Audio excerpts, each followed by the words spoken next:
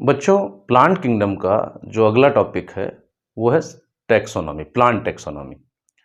Taxonomy जो है वो इन जनरल आप पहले चैप्टर में पढ़ चुके हो, तो उसकी डेफिनेशन और सारी चीज़ें यहाँ पे ज़रूरत नहीं है। यहाँ पे टैक्सोनॉमी का प्लांट में कैसे यूज है वो बताया गया है, और जो एडवांस टाइप की टैक्सोनॉमी है उसके बारे में बताया गया है। ट्रेडिशनल टाइप की टैक्सोनॉमी के बारे में नहीं बताया गया। ट्रेडिशनल टाइप के क्लासिफिकेशन अभी थोड़ी देर पहले हम लोग पढ़े हैं, मतलब इसके जो पहले वाला टॉपिक है आर्टिफिशियल नेचुरल, उसमें ट्रेडिशनल तरीके शामिल हैं। यहाँ पे ज़्यादातर जो बातें बताई गई हैं वो काफ़ी एडवांस टैक्सोनॉमी के बारे में बताई गई है। जैसे प्लांट टैक्सोनॉमी में पहला साइटो टैक्सोनॉमी। साइटो टैक्सोनॉमी का मतलब क्या है? ये साइटोलॉजिकल कैरेक्टर पे बेस्ड है of plants in classification. Cytological character मतलब सेल से रिलेटेड कैरेक्टर्स। क्या इस और solving the problems of taxonomy is called cyto taxonomy. या तो क्लासिफिकेशन ही बेस्ड हो किस पे? सेलुलर कैरेक्टर पे, या फिर दूसरी चीज क्या हो सकती है, कोई प्रॉब्लम आ गई हो टैक्सोनॉमी में तो सेलुलर कैरेक्टर के बेसिस पे उसको सॉल्व किया जाए। Based on cytological information like chromosome number, structure and behaviour. जैसे क्रोमोसोम नंबर एक साइटोलॉजिकल कैरेक्टर है, स्ट्रक्चर क्रोमोसोम की साइटोलॉजिकल कैरेक्टर है, बिहेवियर क्रोमोसोम का मेटाफेज के टाइम या किसी दूसरे फेज के टाइम साइटोलॉजिकल कैरेक्टर है। स्ट्रक्चर कैसे? मान लो मेटासेंट्रिक क्रोमोसोम है, टीलोसेंट्रिक क्रोमोसोम है, एक्रोसेंट्रिक क्रोमोसोम है, सब सेल बायोलॉजी के टॉपिक हैं, आप पढ़ोगे। नंबर ऑफ क्रोमोसोम भी अपने आप में क्या है? एक साइटोलॉजिकल कैरेक्टर है। फॉर एग्जांपल ह्यूमन के पास टोटल क्रोमोसोम कितने होंगे? 46, चाहे यहाँ पे हो और चाहे अफ्रीका का इंसान हो। डिप्लॉयड नंबर क्या होगा? 2n=46। लेकिन यहाँ तो आप प्लांट पढ़ रहे हो तो प्लांट का एग्जांपल ले लो। गार्डन पी जो है, पाइसम सटाइवम गार्डन पी, इसमें 2n=14 होता है। अब इसको कहीं उगा लो, इंडिया में उगाओ, पाकिस्तान में उगाओ, अमेरिका में उगाओ, 2n=14 ही होगा। एक ही स्पीसीज का मेंबर है। अच्छा, मान लो दो स्पीसीज हैं, तो पहली बार अगर मान लो दो स्पीसीज देखने में अच्छी लग रही हैं, स्पीसीज ए है और स्पीसीज बी है, देखने में अच्छी लग रही है और इससे अच्छी लग रही है, आपको यह लगता है कि ए और बी एक ही स्पीसीज है, इनमें बहुत थोड़ा थोड़ा डिफरेंस लग रहा है, आपको ऐसा लगता है, तो स्पीसीज ए का जो क्रोमोसोम नंबर होगा और स्पीसीज बी का जो क्रोमोसोम नंबर होगा वो अलग अलग होगा।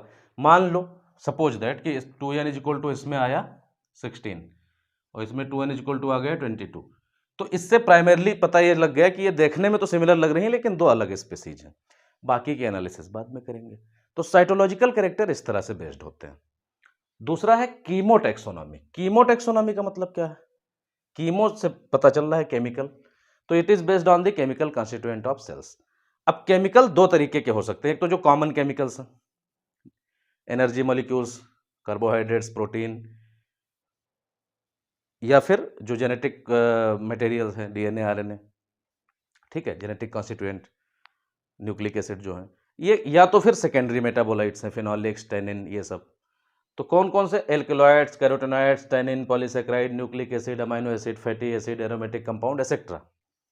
इसके बेसिस पे प्लांट को अलग किया जा सकता है, केमिकल कॉन्स्टिट्यूएंट के बेसिस पे। इसको कहते हैं कीमोटैक्सोनॉमी।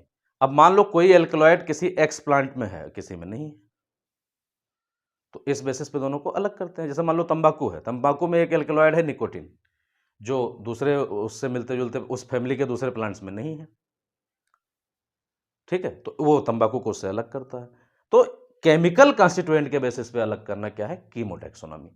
ठीक है, अब इसको हम एनसीईआरटी में भी देख लेते हैं कैसे लिखा हुआ है।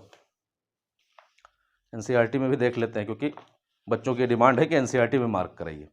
देख लेते हैं। Cytotaxonomy is based on cytological information. Cytological information मतलब सेल से related information like chromosome number, structure and behaviour. And कीमोटैक्सोनॉमी uses the chemical constituent of plant to resolve the problems are also used by taxonomists these days। तो कीमोटैक्सोनॉमी में chemical constituent. अब हम numerical taxonomy जो सबसे पहले दी गई है उसको देखते हैं कि न्यूमेरिकल टैक्सोनॉमी क्या है। ठीक है, तो now look on numerical taxonomy. Third type की टैक्सोनॉमी है प्लांट की, न्यूमेरिकल टैक्सोनॉमी। अब नाम से क्लियर है कि नंबर्स को बहुत इंपॉर्टेंस दिया गया है। तो कैसे करते हैं इसको? न्यूमेरिकल टैक्सोनॉमी कंप्यूटराइज्ड होती है, carried out using computer, is based on all observable characters and data are then processed। सारे ऑब्जर्वेबल कैरेक्टर, वो चाहे वेजिटेटिव कैरेक्टर हो चाहे रिप्रोडक्टिव कैरेक्टर हो, उनको ऑब्जर्व किया जाता है और उनका एक डेटा तैयार किया जाता है। Each character is given equal importance and at the same time hundreds of characters can be considered.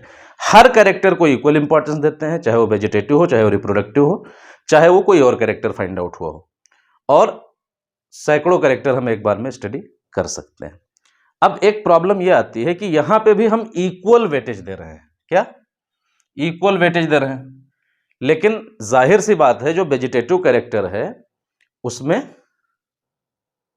Chance है चेंजेस के, ज्यादा चांस है। चांस तो सब में है लेकिन वेजिटेटिव में ज्यादा चांस है, जबकि जो रिप्रोडक्टिव कैरेक्टर्स हैं वो ज्यादा कंजर्वेटिव होते हैं। तो अब इस केस में क्या है, ये लिमिटेशन हो जाएगी। लेकिन फिर भी हम न्यूमेरिकल टैक्सोनॉमी को पसंद करते हैं। क्यों? इसलिए पसंद करते हैं क्योंकि न्यूमेरिकल टैक्सोनॉमी में क्या है कि बहुत बड़ा डेटा साइज हो जाता है, तो वो अच्छा होता है। लेकिन इक्वल वेटेज वाला ये नेगेटिव पॉइंट है। एक दूसरी दिक्कत ये आती है कि जब रिसर्च प्रोग्रेस में होता है तब तो हम खूब स्टडी करते हैं, लेकिन मान लो हमने फाइल को स्टोर करके छोड़ दिया, रेगुलर अपडेशन की जरूरत होती है। जैसे कंप्यूटर को अपडेट होने की जरूरत होती है, जो कंप्यूटर अपडेशन की रेगुलर जरूरत पड़ेगी। तो ये कोई खैर बड़ा इशू आज के टाइम में नहीं है। तो ये न्यूमेरिकल टैक्सोनॉमी के बारे में हो गया। तो ये था आपके तीनों टाइप के टैक्सोनॉमी।